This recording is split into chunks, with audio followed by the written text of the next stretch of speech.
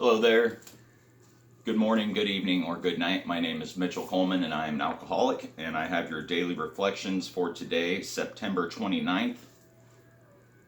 This one is titled Exactly Alike.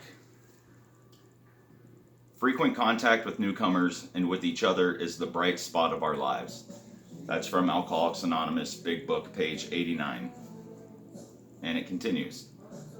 A man came to the meeting drunk, interrupted the speakers, stood up and took his shirt off, staggered loudly back and forth for coffee, demanded to talk, and eventually called the group's secretary an unquotable name and walked out. I was glad he was there. Once again, I saw what I had been like, but I also saw what I still am and what I still could be.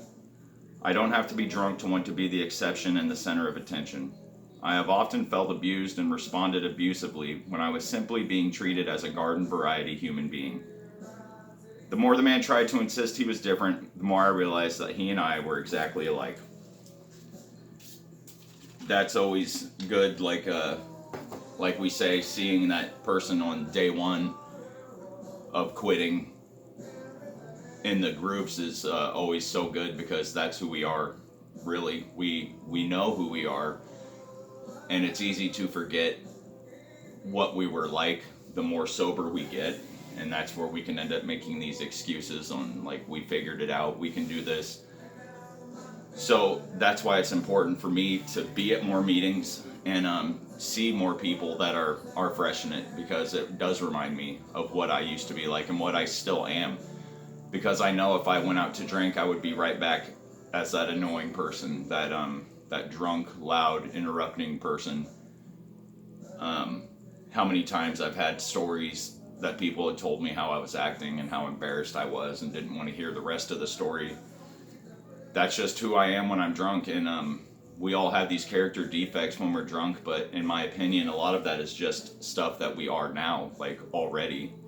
We drink and it magnifies it and brings out that person who we are, and that's why I think for me lately, it's more of me trying to fix my character defects and not just the alcoholism, because I feel I'm good on the alcoholism, not in any way that I think I could go back and drink ever, because I understand that's just not ever going to be good, because I know who I am when I drink, and that's not good. It doesn't matter what I figure out with other aspects of my life. Drinking is by far not good for me.